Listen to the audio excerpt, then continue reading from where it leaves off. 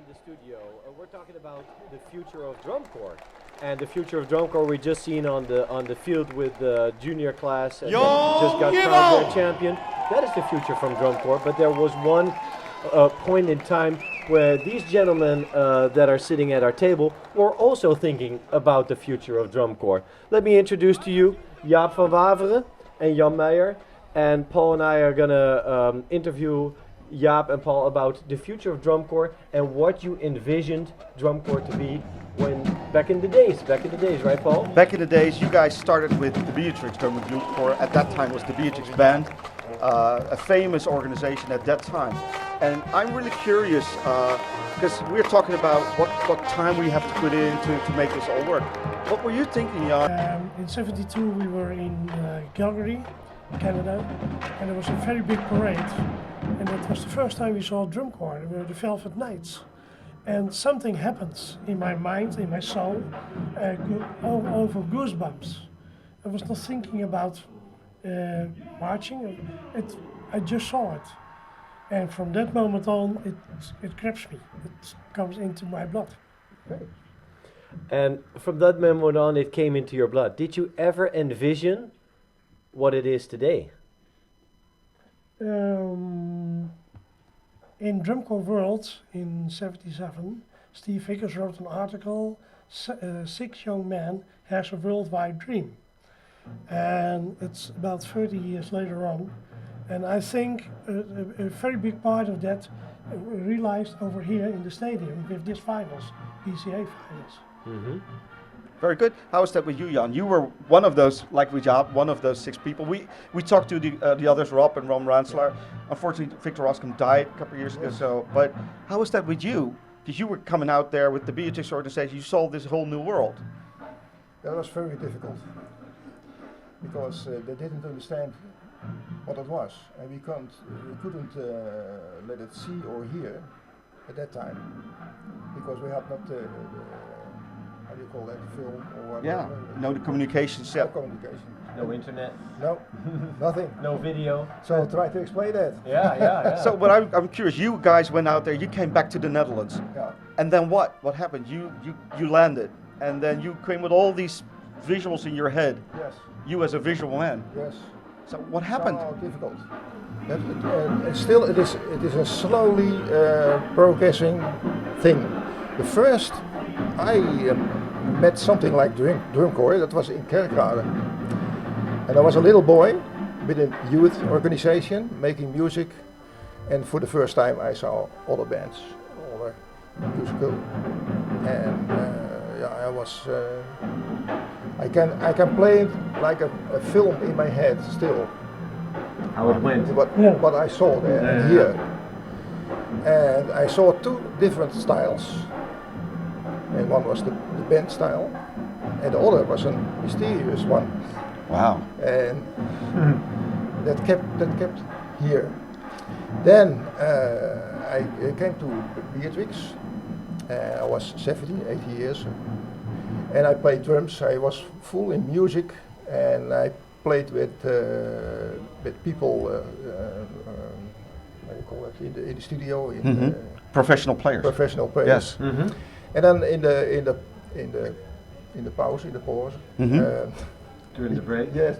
During the break we talked, and one trumpet player said, "Jan, you do marching and playing." How do you do that? That's together. That's not good. That's impossible. You can't do that. And I think, yeah, he has. And yeah, when I was with the boys, busy with the boys, I hear that too. Right. And I think, yeah, I have a point. Yeah. I have to search They're for not it. keeping those And mouthpieces on then, their lips. And a week later, I saw on the TV journal. Yes.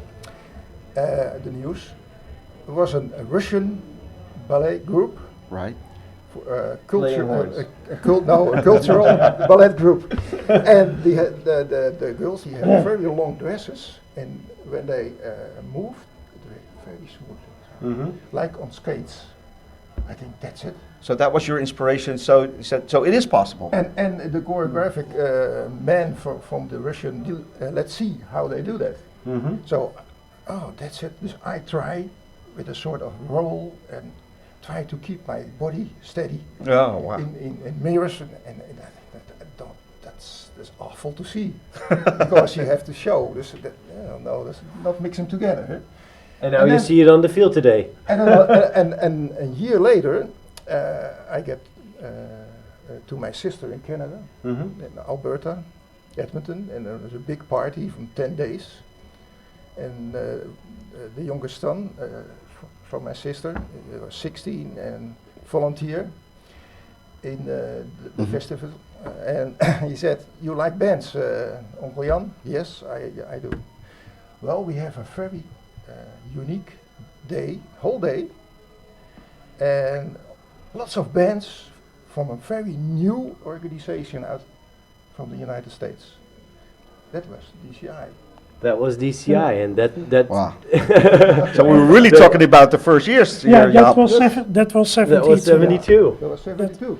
That was the band extravaganza, and there were two different sizes, the marching band style and the drum corps style.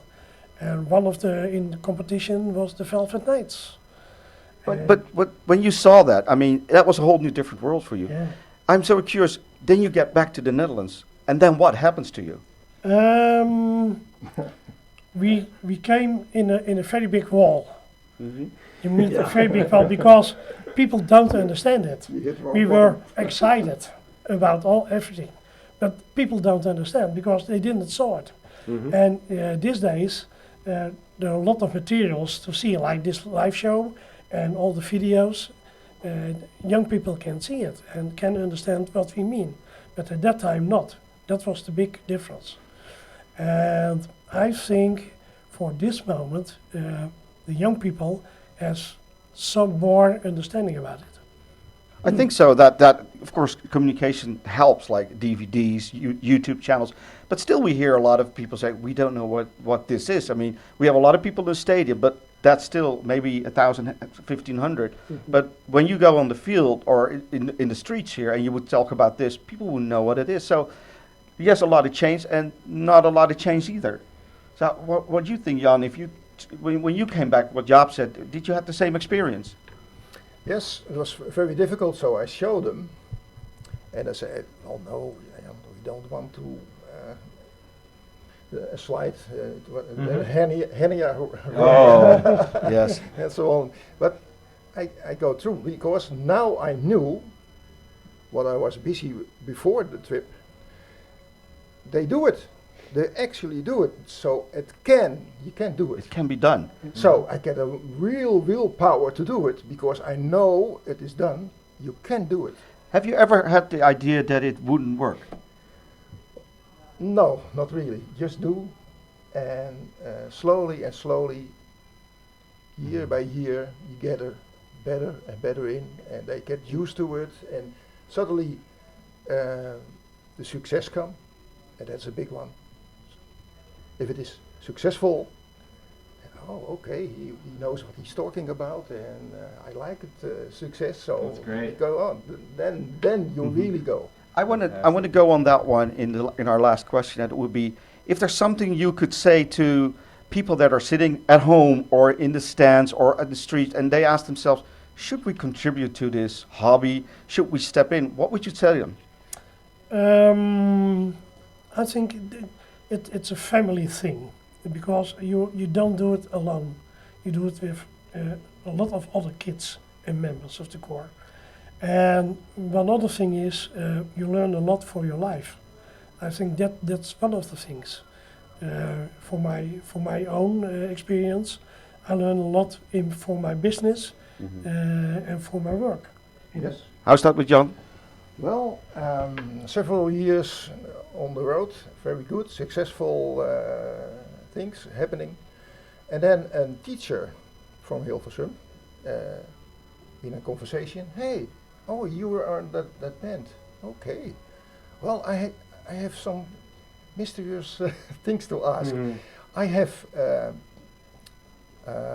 scholars, what can we call it? Leerlingen. Okay, yeah, students. Students, sorry.